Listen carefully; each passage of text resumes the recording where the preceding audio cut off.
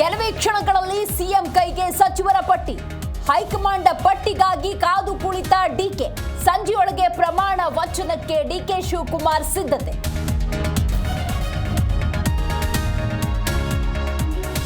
ಹನ್ನೆರಡು ಹೊಸ ಮುಖಗಳು, 8 ಮಾಜಿ ಸಚಿವರಿಗೆ ಸ್ಥಾನ. 2 ತಿಂಗಳ ಬಳಿಕ 20 ಸ್ಥಾನಗಳ ಭರ್ತಿ. ಲೋಕಭವನದಲ್ಲಿ ಪ್ರಮಾಣ ವಚನಕ್ಕೆ ಸರ್ವ ಸಿದ್ಧತೆ.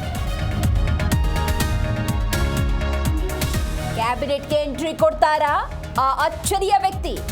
ಸುನಿಲ್ ಕುನುಗೋಲುಗೆ ಮಂತ್ರಿ ಸ್ಥಾನ. ಪಕ್ಷ ಅಧಿಕಾರಕ್ಕೆ ತರಲು ಪ್ರಯತ್ನಿಸಿದ್ದಕ್ಕೆ ವರಿಷ್ಠರ ಮಣೆ.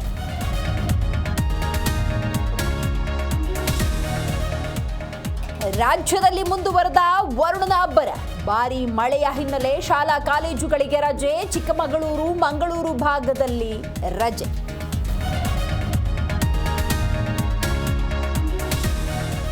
ಕೊಡಗು, ಚಿಕ್ಕಮಗಳೂರಿನಲ್ಲಿ ಮಳೆಯ ಆರ್ಭಟ. ಕೆಆರ್ಎಸ್ನಲ್ಲಿ 100 ಅಡಿ ನೀರು ಸಂಗ್ರಹ. ಭರ್ತಿಗೆ 24 ಅಡಿ ಬಾಕಿ. ರೈತರ ಮೊಗದಲ್ಲಿ ಮೂಡಿದ ಮಂದಹಾಸ.